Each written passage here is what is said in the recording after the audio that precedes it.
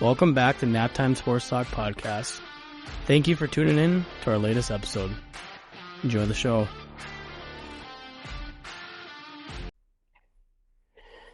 Welcome back to Naptime Sports Talk Podcast. Hey, it's been a while, but we are back and excited to be talking some sports with you today, especially about the Minnesota Vikings. I took a break. I was a little sick for about 3 weeks, lost my voice for a few, so just kind of took some time to recoup and sit back and enjoy some football in the meantime.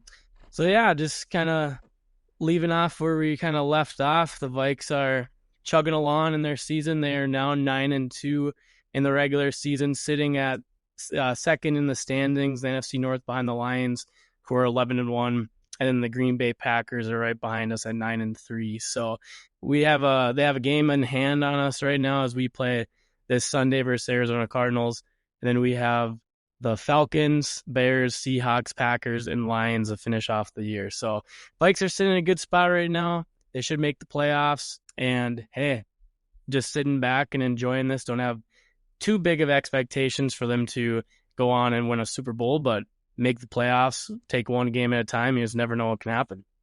Oh, yeah, for sure. And I just want to welcome back to the podcast today, too, Big D Clement. Big D, how's it going, brother? I'm doing good, man. How are you doing?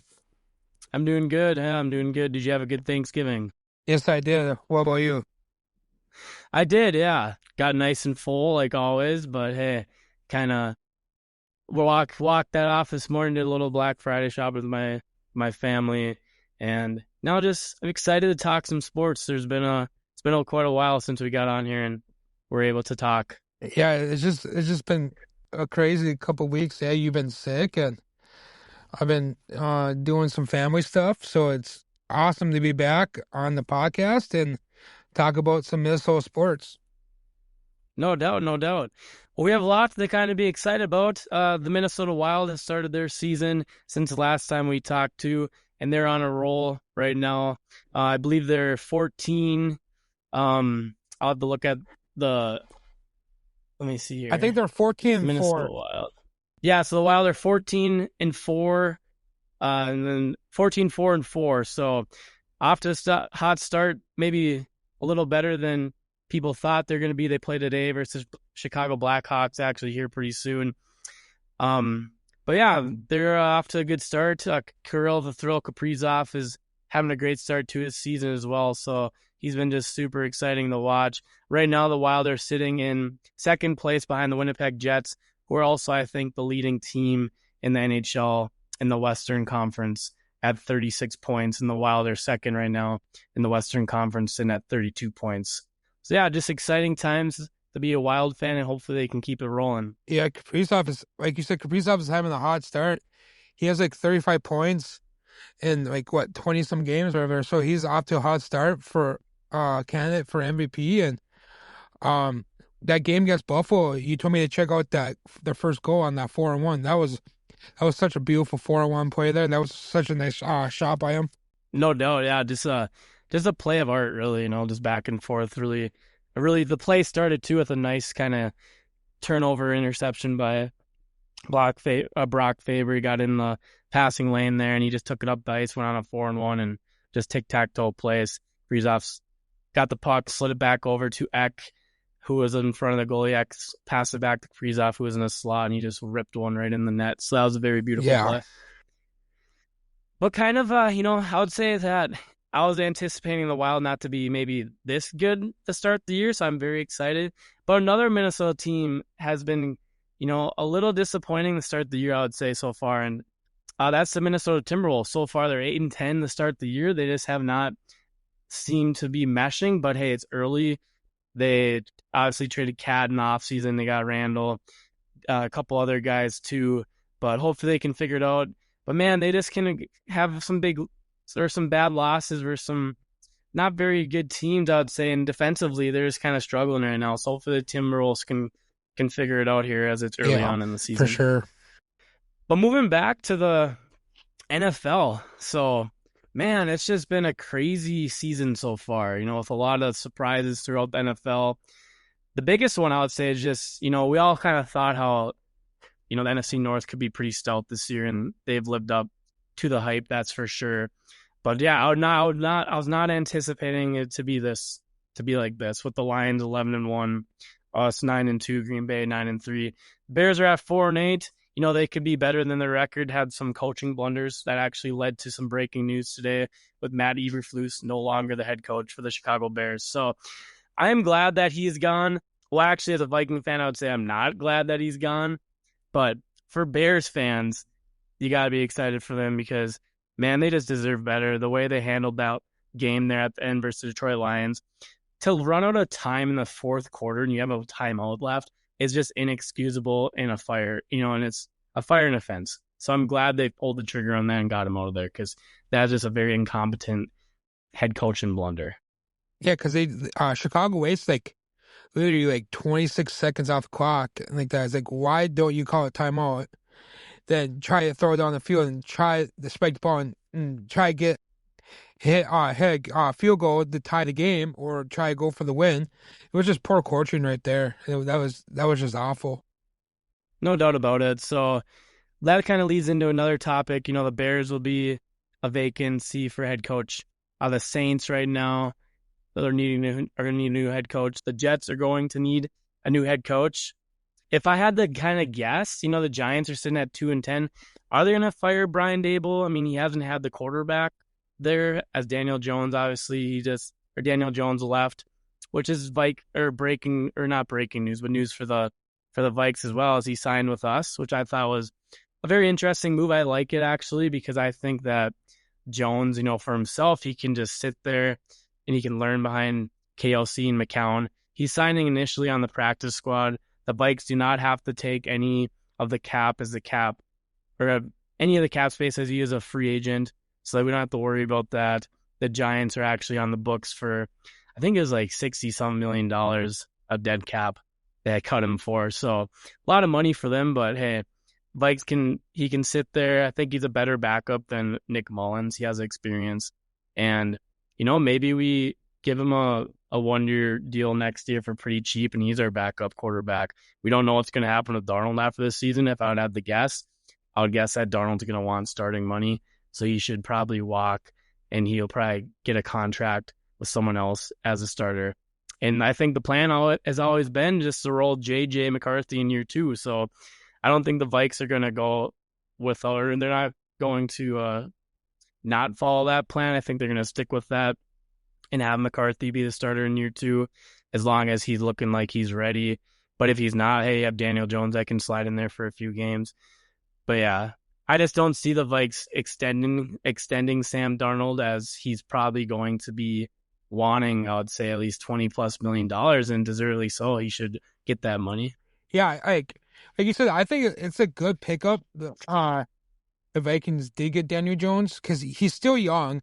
He's been in the league for 4 or 5 years, and he'll be coached under KOC and McCall, and I think that's going to help him a lot. And I think he's going to be a good backup for behind JJ and everything. And hopefully JJ will be ready week 1 of next year to play. But yeah, I think it's an excellent signing. I know a lot of people are disagree with the signing. Oh yeah, he stinks, all that stuff, and he went from a 2A team, but he's not a bad quarterback. If you get him on a good team, he can be pretty decent. Yeah, and I think the big thing too is that we're not bringing him in to start. Yeah, we're bringing him to be a backup, and it's a good spot for him because he can just learn from one of the better head coaches in the NFL, and also a great quarterback coach in Josh McCown, who's going to be, in my opinion, an NFL coach at some point in his career. So yeah, it will be interesting to see what happens there. I think they'll elevate him to the 53 at some point before the end of the season. It'll be interesting to see who they move on from the quarterback position. If I had to guess, it'd probably be Rippin instead of Mullins. I think Mullins will stay there for this year at least. Yeah. But yeah, we'll see what happens. So I was going to go back to a point here that, talking about the Chicago Bears and how their coach is now no longer, they're going to be looking for a head coach. I think that Chicago, in my opinion, is going to be one of the more sought or sought out after places to go as a coach, because I was looking at their cap space for next year. They have on the projected right now, depending on if they sign any guys who are going to be pending free agents and things like that, or any contract extensions. But right now they have $82 million in cap space next year. They have the quarterback there in Caleb Williams. They have a good weapon surrounding him. One thing they do, they have a good rushing game with DeAndre Swift. The one thing they do got to go address, though, is the offensive line, as Caleb Williams takes way too many shots. So I think that's one thing that's holding them back a little bit on offense, and as well as just competent coaching. But, man, if I was the Chicago Bears, and I said this on Twitter or X today, and I got some backlash from someone, which I thought was kind of funny, but I said if I was the Chicago Bears, I would go out there and try to do anything I could to go or sign Ben Johnson, the offense coordinator from the Detroit Lions. And someone's like, well, he already said that he's not going to want to go to a team that's a dumpster fire. In my opinion, like, that was last year. I'm not sure about this year what he said, but the Bears' job was not open last year. So I think, in my opinion, that the Bears are one of the better places for a coach to go because, well, hey, they have those pieces. They have a solid defense. You can add some more pieces there, but they have a pretty good group of defensive players on that side of the ball. Special teams, they just drafted Torrey Taylor from Iowa, who's a great punter. They have a pretty solid kicker there. And I think with the right coaching, hey, and all that money that they have, they could turn it around real quickly, as we've seen some other teams do. Look at the Detroit Lions. They were a dumpster fire for so many years. They finally got the right head coach there that could change their culture into what he wanted it to be. It took a few years to get going, but now look at them, looking like a Super Bowl contender, or not looking like a Super Bowl contender. They are a Super Bowl contender, which is scary because I think I don't know who's going to beat the Detroit Lions at this point in the NFC. They're just looking like a powerhouse to be reckoned with. And I think if it ends up being them versus Kansas City or the Bills or Baltimore, man, I don't know. I think the Lions are the front runner in the NFL this year to win the Super Bowl. Oh, yeah, for sure. But you going back to Chicago, because you know how they're saying that Beefle could be a head coach for one of these teams. Could you see Beefle going over to Chicago? I'm not going to say I wouldn't, but the thing is I wouldn't, because they're already moving on from a coach who is defensive-minded. Okay. I think what they need to do is they need to mesh a head coach that can help develop the quarterback, as they got Caleb Williams. Kind of what we're doing here with KOC, right? Yeah. We got a guy who's more offensive-minded. Go get someone else. You can go find someone else to run your defense.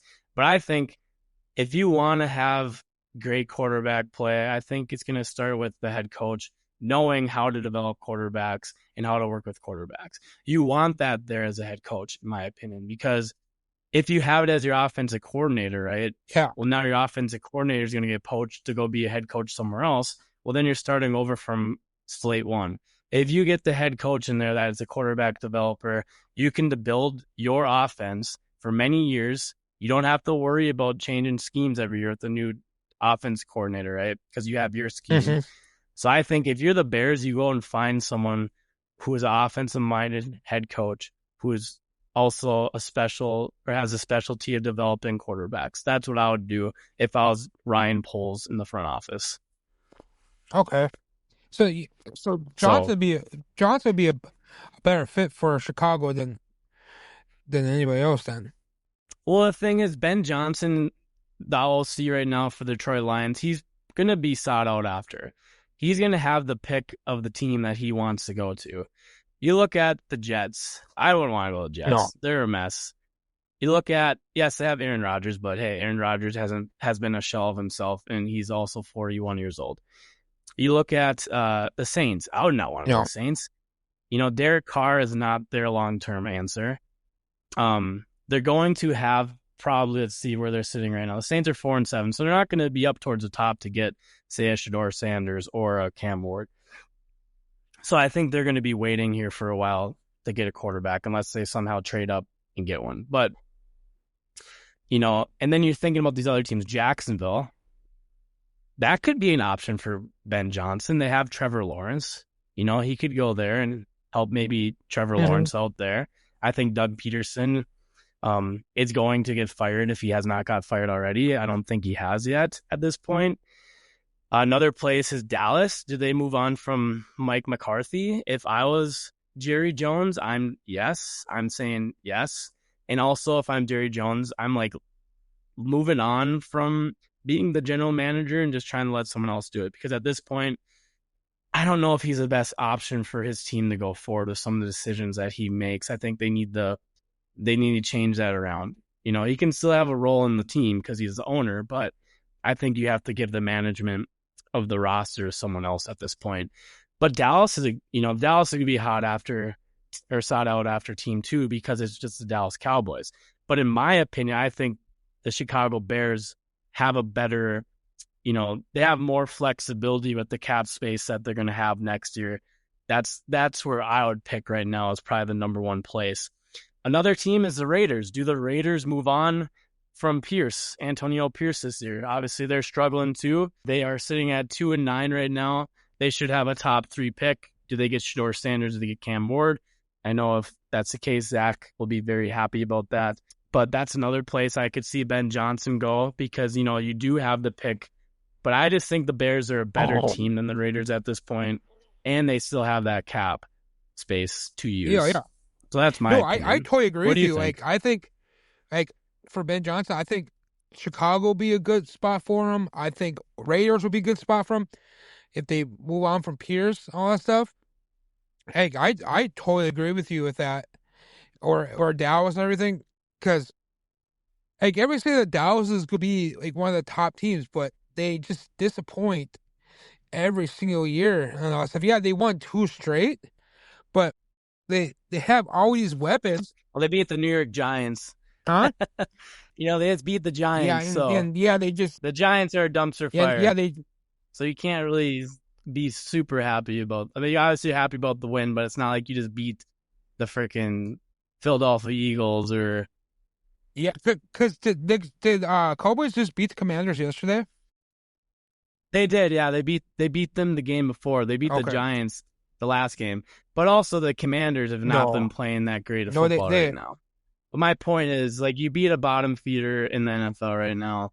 Like, it's not like you beat a yeah top team. Like, I can go back even say like the Buffalo Bills or Pittsburgh or the Texans. Texans are not that great right now, no anyways. But you get my point. They beat the New yeah York Giants, so yeah let's just go there. it's I wouldn't be happy. Yeah, it's a win's a win, but I won't be happy for it. Yeah, I know. I think you're happy for wins, but you can't.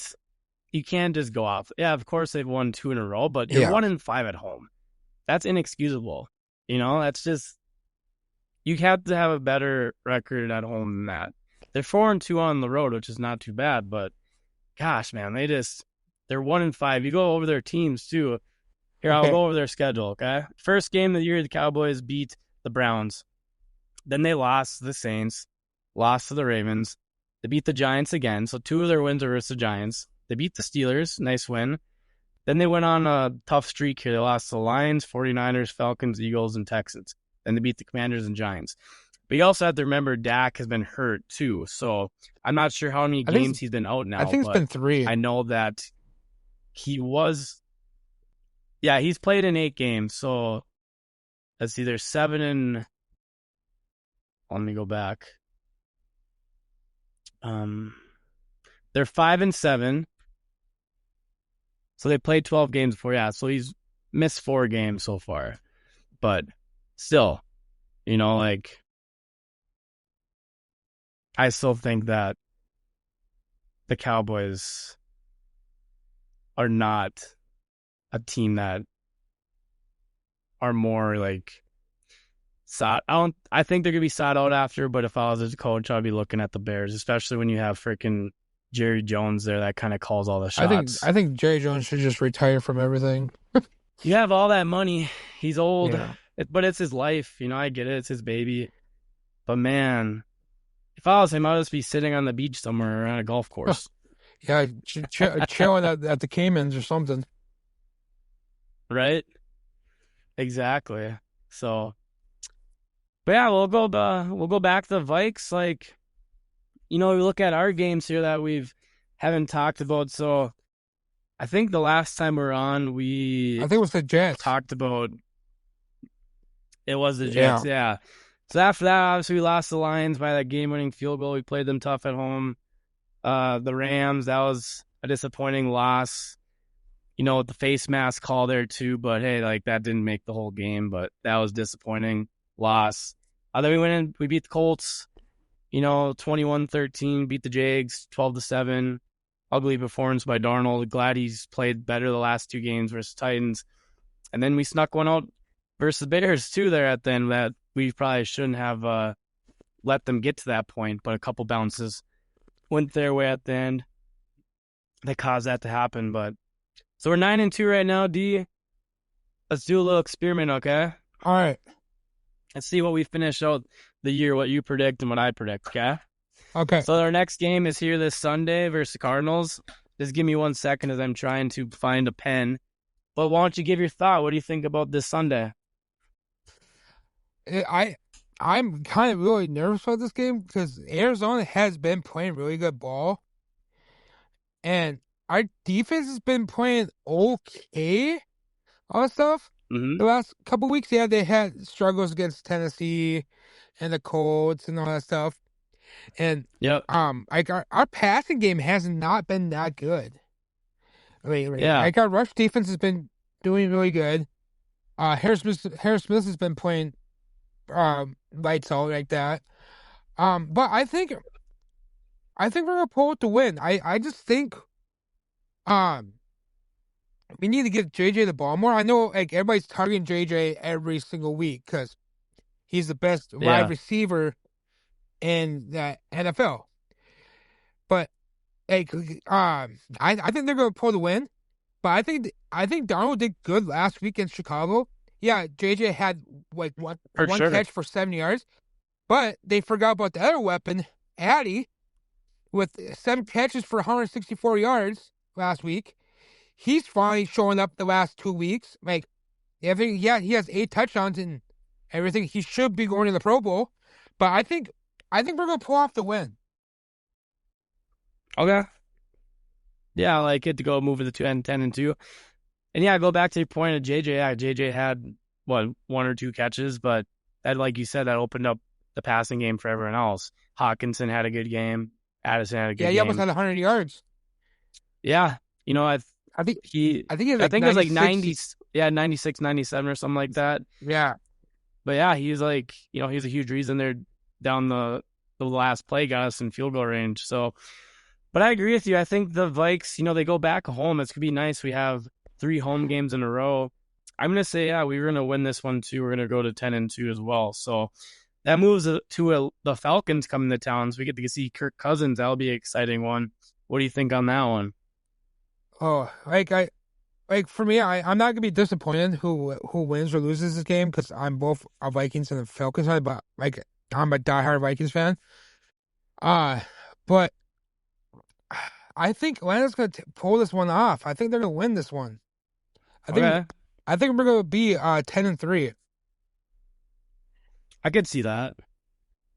I'm gonna say that we're gonna beat the Falcons and move to 11-2.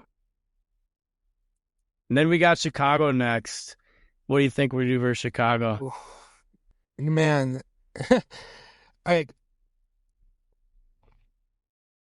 I think we're gonna sweep Chicago. I think that's gonna be another close game. Yeah. Like when we played him last weekend, like I was on the edge of the seat. Like I was so nervous. I'm like, all right, we're up by 11 points. Why did you give K'Wan Williams back?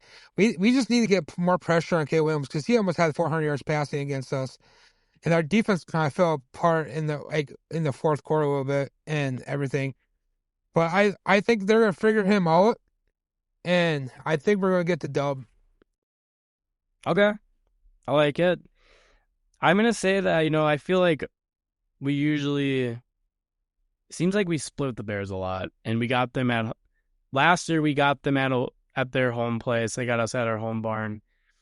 I think that it's gonna be the same case this year. I think we're gonna drop this one, and we're gonna move to 11-3. So we're both have them at 11-3 at this point.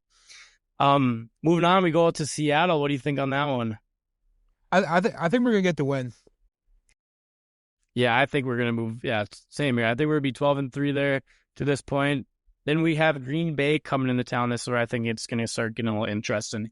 And these last two games too, it could decide the second place there, or that second, not second seed, but second place in the NFC North, and that potential fifth seed in the playoffs too between the Packers and the Vikes. Oh man, What do you think? Who's gonna win this one? Green Bay has been actually playing really good ball the last couple weeks. Jordan Love's been looking really I good. know, It's been really scary.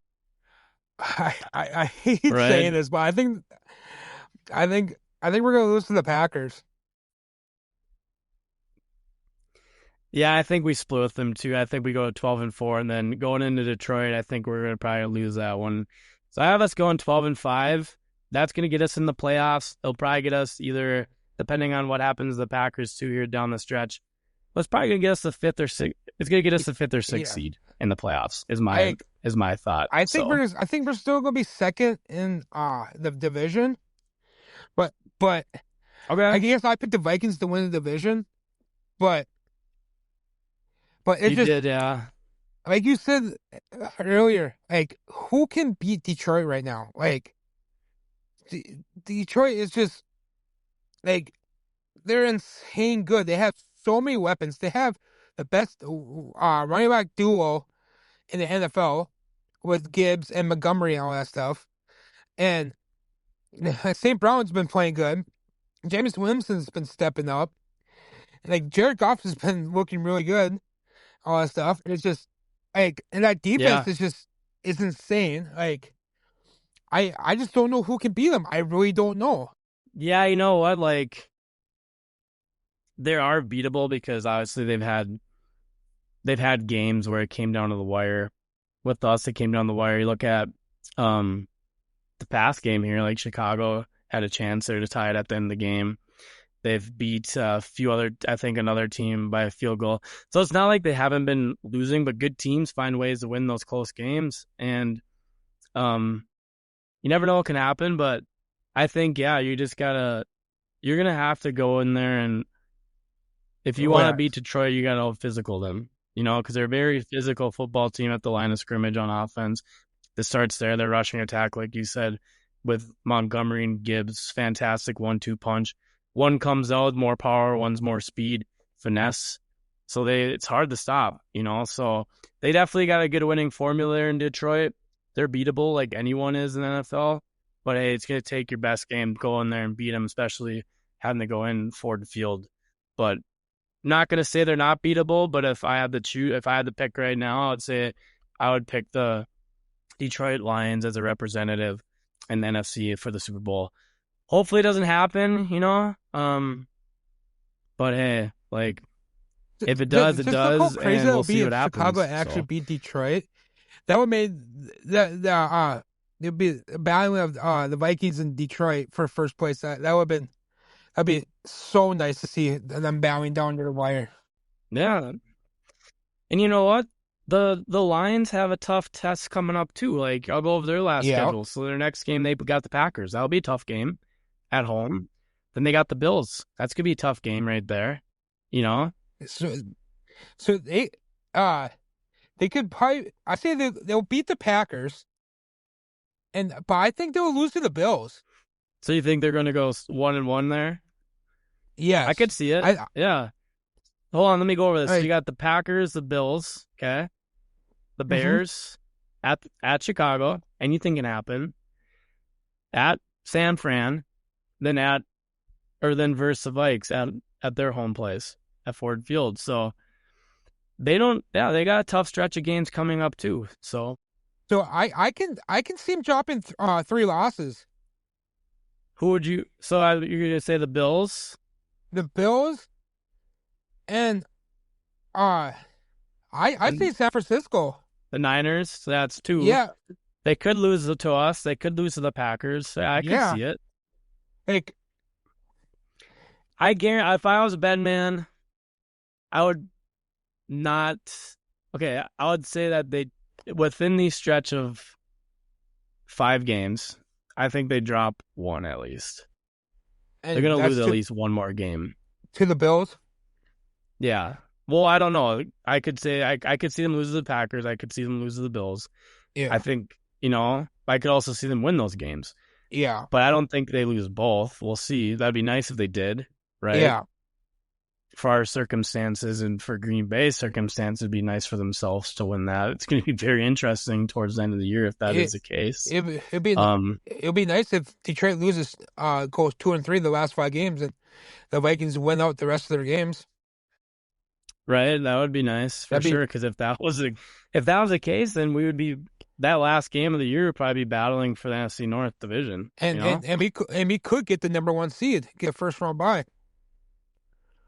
could we'll see if it happens, but if I had to guess, I think Detroit's gonna figure it out and they're gonna go down the stretch and win those games. But man, it sure would be nice if we found a way to the 1 seed. Yeah, I did not expect this from. I know Detroit was gonna be good, but I was not expecting them to be like this since Hutchinson's got hurt.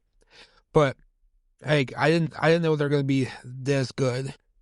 Yeah, I agree. Like I knew they were gonna be good. I think I picked Green Bay to win the division at the beginning of the Mhm. year. I thought Chicago was gonna be better. Um, but I was honestly not expecting. I picked us to go 9-8. You know, I think a lot of people weren't expecting the Vikes to be 9-2 at this point. If you said you were, I would say like, hey, well, good for you. But I think the majority of people did not expect them to be this Yeah, good. But you could just kind of see Detroit has been building something there yeah. for a while, and the way they lost, they really should have probably been in the Super Bowl last year. They really blew it there in the NFC Championship game. They were up huge on San Fran and let San Fran come back. But Dan Campbell is a yeah, crazy man. yeah, some of those going for it on short and fourth down, that didn't go so well for him. He's got some steel balls, that's for sure. But man, it backfired on him in that game. I think he might have at least 2,000 milligrams of caffeine instead of 1,000 per day. Oh gosh, dude, that dude's always Yeah, high like wired, man.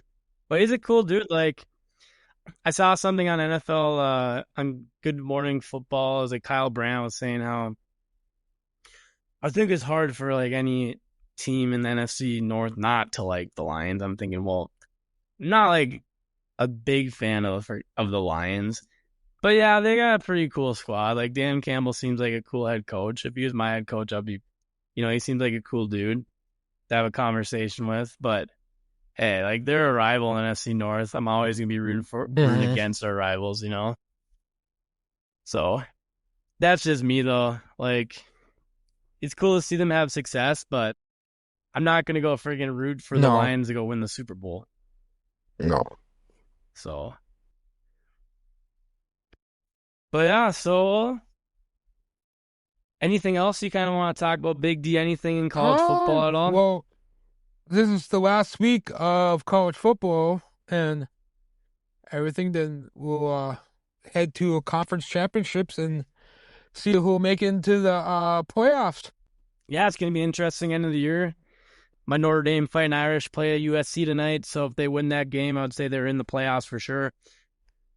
Or not tonight, they play Saturday night. But if they lose that game, then it's going to be Yeah, interesting to see if they squeak in. I lost to Northern Illinois early in the season, really kind of this did them not a great favor, but hey, they've had some nice wins over the last while, and they've been pounding and beating teams up pretty bad. yeah. Like I don't see my Bama team make it to the playoffs, but at least they got a bowl win, so get a bowl game. So yeah, they had a Yeah. tough loss against Oklahoma. Oklahoma just outplayed them. Well, they still got a shot. You never Yeah, know. It just depends. They need some things to happen. They need some losses for some teams to happen that are in front of them. They do. You never know. May they sneak in somehow, yeah. you know? Just But right now, I think like they're one of the first one or two teams out. I think they're like 13 seed right now. But the thing is the Big 12 is a pretty weak conference. So the Big 12's top teams rated maybe like 15 or lower. Don't quote me on that. But so a team that's going to be like rated 15th through 20 potentially is going to get into the college football playoff because they're going to be one of those divisions that they'll automatically Mm-hmm. qualify. So like the Big 12, SEC, Big 10, and ACC, I think they're the four that have teams that automatically qualify based on conference championship. They do not automatically qualify for a top 4 seed. I think there's a misunderstanding of that. You know, you would most of the times you'd think that those teams would be rated higher than say a Mountain West team like Boise State in this situation this year, where they could slip in and get the 4th seed actually.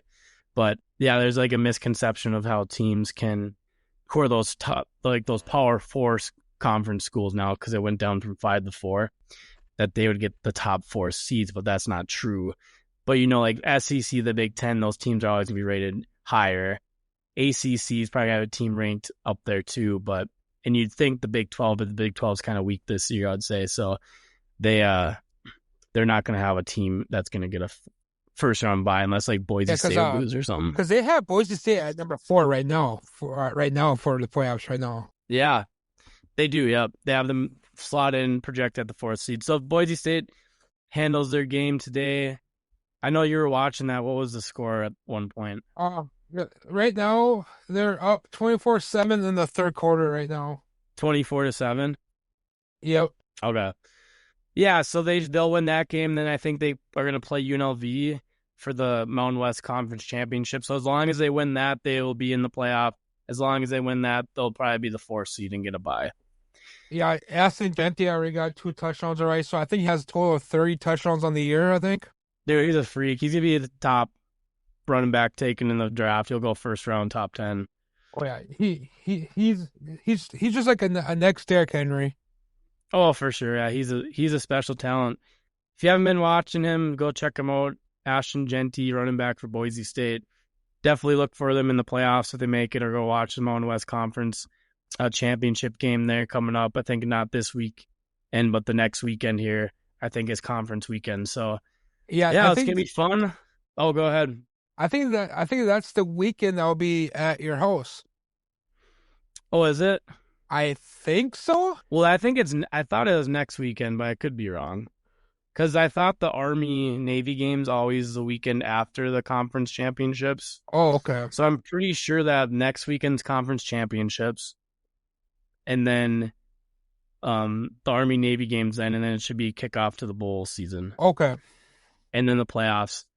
So the playoffs, I think the first round playoffs is like the Friday, let's see, the 20th, 21st, somewhere around there. That's when the Friday's gonna be like the first round games. Yeah, so the 20th, and then the 21st will be the remaining. I think it's 3 games in the first round for the college football playoff. So I'm excited for that, man. A lot of good football coming up. Really pumped for the college football playoff this year, and just looking forward to it. Yeah, I am. I'm liking the way they're doing this right now because it makes it more funner and all that stuff. So I'm super excited for this 12 team playoff bracket. I think it's probably the best thing college football has done. Yeah, no doubt. It's like you said, it's very exciting, and I think makes it more interesting too. That it's gonna be harder for a team to win the national championship now too, because they got to get through 3 games to do it, or 3 to 4 games depending on where you're starting. And I'm excited for the FCS playoffs too. Which playoff? The FCS. Yeah, for sure. It'll be interesting to see what happens with that too. So see if South Dakota State can repeat, or if North Dakota State can get back on top. Yeah, because North Dakota State got the 2 seed, and South Dakota State got the 3 seed. So nice. And I think Montana State got the number 1 seed. So the Grizz, Montana Grizz. Yeah. They were in the championship last year, but lost to South Dakota State. Yeah. So that FCS is gonna be nice. It's gonna be fun to watch and all that stuff. And no doubt.